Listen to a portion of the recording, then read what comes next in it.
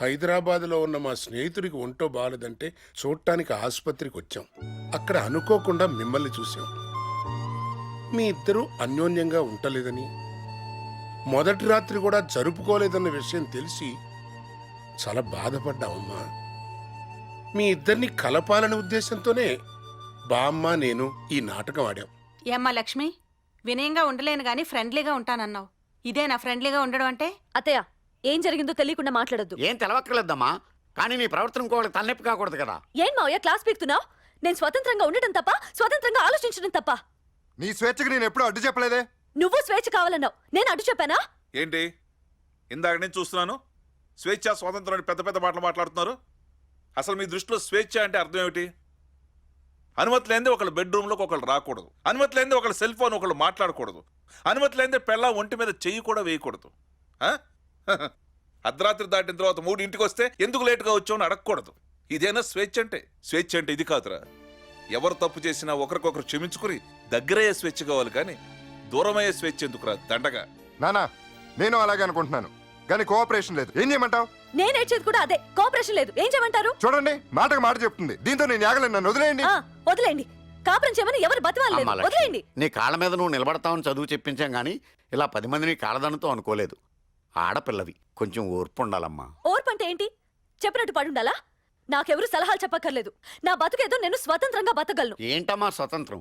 స్వతంత్రం వచ్చిన మరుక్షణం మన దేశాన్ని 2 ముక్కలు చేసుకున్నాం. మనమంతా భారతీయులం అని గర్వించే లోపు మేము ఆంధ్రలో అంటున్నాం. మనమంతా తెలుగు వాళ్ళమని గర్వించే లోపు మీది తెలంగాణ, మాది రాయలసీమ, వాళ్ళది ఆంధ్ర అంటున్నాం.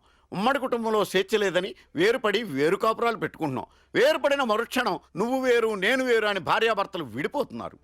వ్యక్తిగత స్వేచ్ఛ, వ్యక్తిగత స్వతంత్రం సుఖాన్ని ఇవ్వలేవమ్మా, ఒంటరితనాన్ని తప్ప.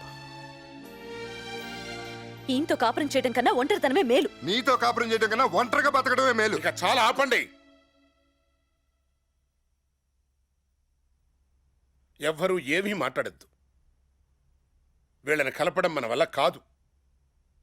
చూడండి, మీ ఇద్దరూ నిరభ్యంతరంగా సంతోషంగా విడిపోవచ్చు. మీరెందుకు విడిపోవాలనుకుంటున్నారో, మీరు విడాకులు తీసుకోవడానికి ఒకరిలో ఒకరు చూసుకున్న లోపాలేమిటో ఈ కాగితాల మీద రాయండి. ఇష్టం లేదు, విడిపోతున్నాం. మళ్ళీ లోపాలు చూపడం ఎందుకు? మనవడా, విడాకులు కోరుకున్న వాళ్ళు కోర్టులో కూడా కారణాలు చెప్పాలి, ఎదటి వాళ్ళల్లో ఉన్న లోపాలు కూడా చూపించాలి. చాలా విషయాల్లో ఇది నాకు నచ్చలేదు అని తప్పించుకుంటాం. కానీ రేపటి రోజున అసలు మనం ఎందుకు విడిపోయాం అని మీలో మీరు ప్రశ్నించుకున్నప్పుడు మీ అంతరాత్మకి మీరు సమాధానం చెప్పుకోగలిగి ఉండాలి. నువ్వు మీ ఆవిడలో చూసిన లోపాలు రాయి, నువ్వు మీ ఆయనలో చూసిన లోపాలు రాయి.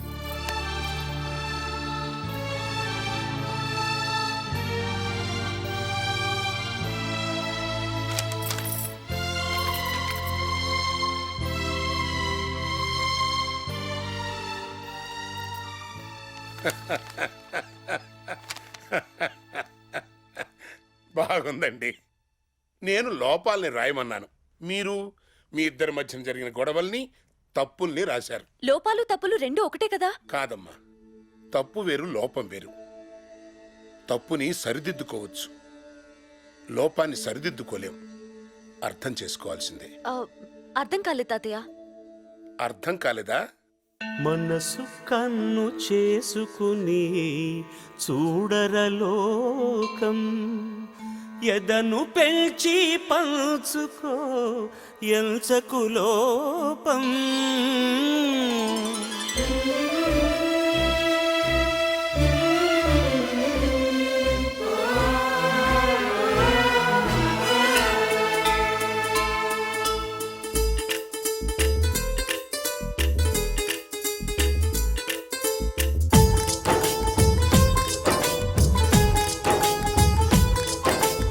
మనసు కన్ను చేసుకుని చూడరలోకం, ఎదను పెంచి పంచుకో ఎంచకు లోపం.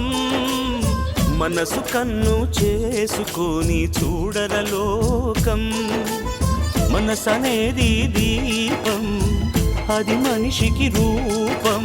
నీడే తోడు లేకుండా లేదుర దీపం.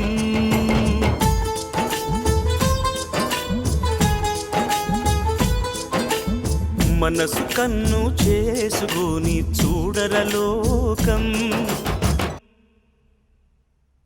శివుణ్ణి ప్రేమించినందుకు పార్వతి మీద మండిపడ్డాడు దక్షుడు.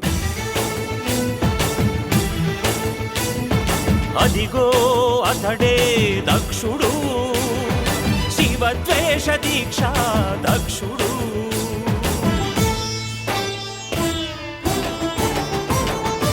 ఏమి చూసి వలచావు శివుండి, ఎందుకు వరించావు వల్లకాటి విభుణ్ణి.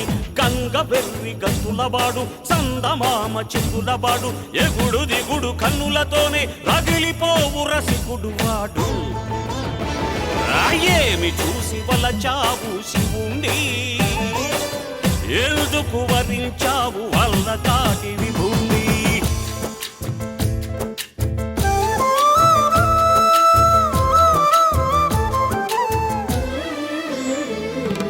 గరణం కంఠాన దాచి ధరణి బ్రోచినవాడు,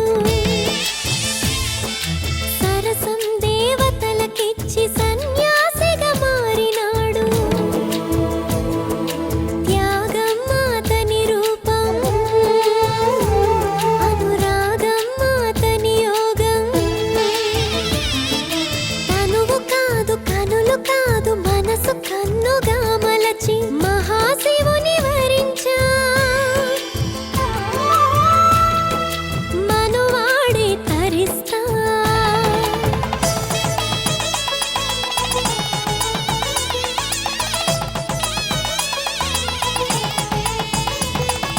గౌరమ్మ హృదయ కళ్యాణ వీణ వీడింది శివుని రూపం. మనసున్న చోట గుణమల్లె తోచుకొని ఉన్నవాడి లోకం. శ్రీరస్తు ప్రేమకి, శ్రీ గౌరీ పెళ్ళికి, ఆది దంపతుల ప్రేమయే పలికి నాంది ఈ సృష్టికి. గౌరీయే శివుడు ఆది మానవుడు జ్ఞానుల దృష్టికి. తను పట్టిన కుందేటికి 3 కాళ్ళనుకునే పార్వతి తండ్రి మాట కాదని ఆ ముక్కోపిని పెళ్లాడింది. ఒకరోజు స్నానానికి వెళుతూ వినాయకుణ్ణి కాపలా పెట్టింది. తన రాకను అడ్డగించిన వినాయకుడు తలని నరికాడు కోపంతో శివుడు. ఏ భార్య అయినా తన బిడ్డని భర్తే చంపితే ఊరుకుంటుందా? తిరిగి అతనితో కాపురం చేస్తుందా? మరి పార్వతి శివుడితో కాపురం ఎందుకు కొనసాగించింది? లక్ష్మి, శివుడి లోపం కోపం. అతని లోపాన్ని అర్థం చేసుకుంది కాబట్టే శివుణ్ణి పార్వతి క్షమించింది. క్షమించి ఊరుకుందా? నా బిడ్డ ప్రాణాలు కావాల్సిందే అని పట్టుబట్టింది. మూర్ఖంగా వేధించింది. సచ్చిన బిడ్డకు ప్రాణం పోయలేనని వాదించి ఆ మూర్ఖురాల్ని వదిలేయచ్చుగా శివుడు. కాని కాపురం ఎందుకు కొనసాగించాడు? హరి, పార్వతి లోపం మూర్ఖత్వం. శివుడి లోపాన్ని పార్వతి క్షమించింది. పార్వతి మూర్ఖత్వాన్ని శివుడు సహించాడు. అలా ఒకరి లోపాలు ఇంకొకరు అర్థం చేసుకున్నారు కాబట్టే మనకి విఘ్నేశ్వరుడు ఆవిర్భవించాడు. ప్రతి ఇల్లాలికి తప్పనిది సవితి పోరు. అది అత్త కావచ్చు, ఆడబిడ్డ కావచ్చు, భర్త చేసే ఉద్యోగమైనా కావచ్చు. అలాగే పార్వతికి కూడా సవితి పోరు ఎదురైంది గంగ రూపంలో.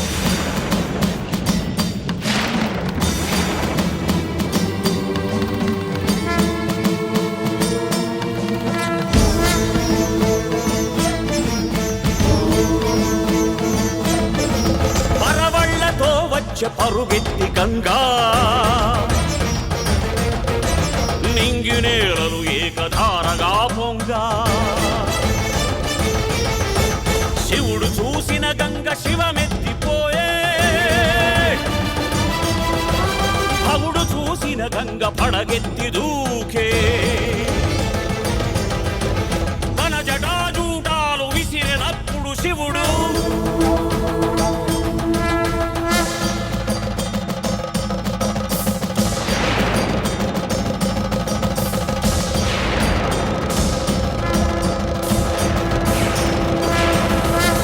పట్టుబడిపోయింది పడతి గంగమ్మ. పగబట్టి చూసింది రగిలి గౌరమ్మ. సవతులిద్దరి మధ్య సరసుడా శివుడు, సగభాగమిచ్చాడు సతికి తన తనువు. సాంబ శివుడైపోయే ఆ సదా శివుడు. అర్ధనారీశ్వరుడు ఆయే ఆ దేవుడు.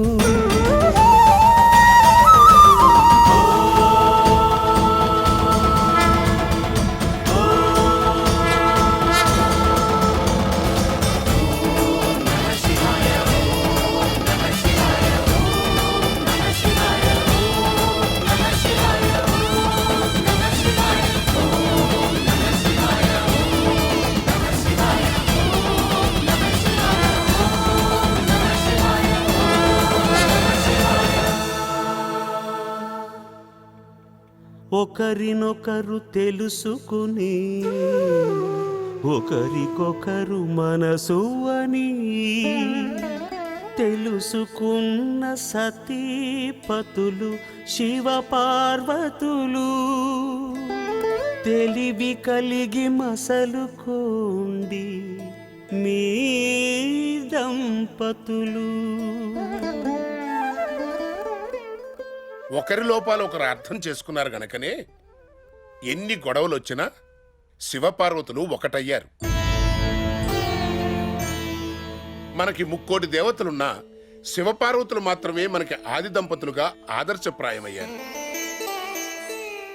చూడండి, అసలు ఏ లోపము లేని మనిషిని కోరుకోవటం కూడా ఒక లోపమే. లోపం లేని మనిషి ఏ మ్యూజియంలోనో కొండ మీద దేవాలయంలోనో ఉంటాడు, మనుషుల మధ్య మాత్రం ఉండడు. ఆత్మాభిమానానికి అహానికి తేడా తెలిసిన రోజున ఏ గొడవలు ఉండవు. అర్థమైంది కదా లోపం అంటే ఏమిటో? ఇప్పుడు రాయవయ్యా, నీ భార్యలో చూసిన లోపాలేమిటో. నువ్వు రాయవమ్మా, మీ ఆయనలో చూసిన లోపాలేమిటో.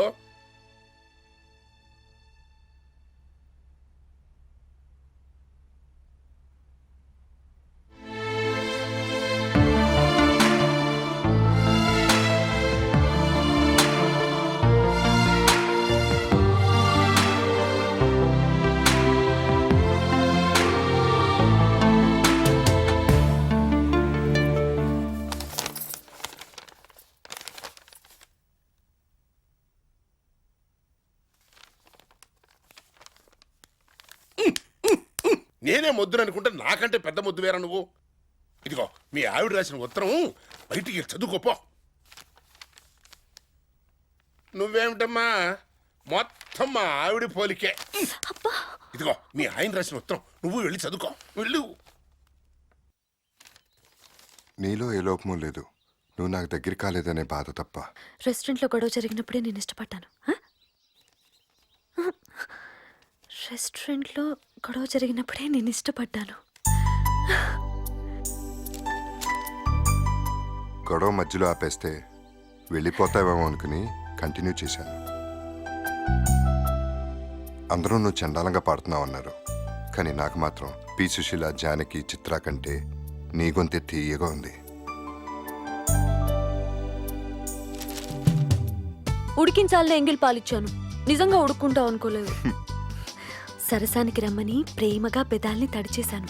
ఎంగిల్ పాలు తాగలేదు, ఎంగిల్ పెదాల్ని ముద్దాడలేదు. ఆడ మనసు అంత అలుసా? పీక పిసికేయాలంత కోపం వచ్చింది తెలుసా?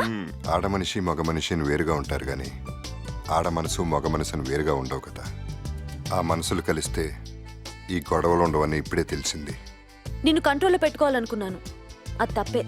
అయితే ఎలా కంట్రోల్లో పెట్టాలో టెక్నిక్ తెలిసింది. ప్రేమిస్తే చచ్చినట్టు కంట్రోల్లో ఉంటావని అర్థమైంది. ఒరే ప్రేమించరా బడుద్దాయి, ఇట్లు నీ ప్రేమదాసి లక్కీ. ఒరే హరి, ఎక్కడున్నారా? యారున్నారు? మీకోసం భగవాన్ గారు వచ్చారు. హరి ఆడున్నారు సార్. వీడొచ్చాడేంటి? వీడి మాటలంటే నా కాపురం కూలిపోతుంది. హరి, చచ్చినా వీడికి దొరకకూడదు. ఇదేంటి ఆడు మనం చూసి పారిపోతున్నాడు, తేడాగా ఉన్నాడు. బాబు గారు, హరి ఆగరా, కోసి ఊడిపోగలదు. తాతయ్య గారు ఏమైందో తెలీదు, మీ మనవడు పారిపోతున్నాడు. పద. ఏమైందో ఏంటో నాకు కంగారుగా ఉంది. లక్కీ, అదిగోండమ్మా ఆడున్నారు. అమ్మో ఇది ఇక్కడికి వచ్చిందేంటి? రాయక రాయక మా ఆయన లవ్ లెటర్ రాశాడు. ఇప్పుడు దీని మాట విన్నానంటే మళ్ళీ మా ఆయనతో గొడవ పడాలి. ఛా, ఇదేంటి నన్ను చూసి పారిపోతుంది? ఏ లక్కీ ఆగవే. అమ్మాయి గారు లక్కీ ఉండు. బామ్మ ఏమైందో ఏమో, మీ లక్ష్మి పారిపోతుంది. లక్ష్మి కూడా పారిపోతుందా? అరే అరే ఆగరా బాబు. అమ్మాయి లక్ష్మి లక్ష్మి లక్కీ లక్కీ నేనేం చెప్పలేదండి ఆగు.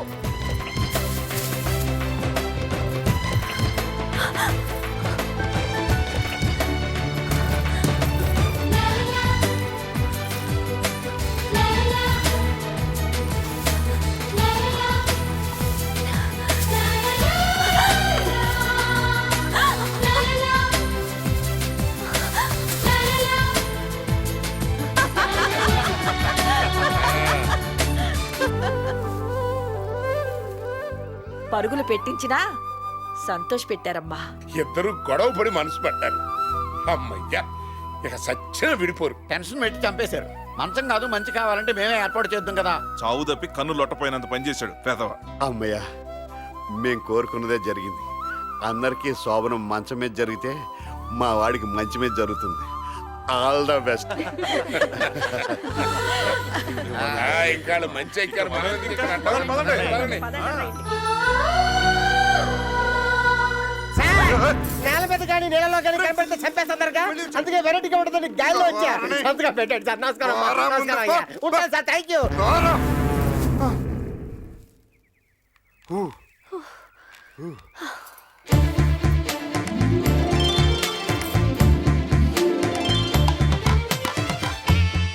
నమస్కారం, నా పేరు లూసీ. వీరమాచినేని హరికృష్ణ గారు, చెప్పండి నేను మీకు ఏ విధంగా సహాయపడగలను? దొంగ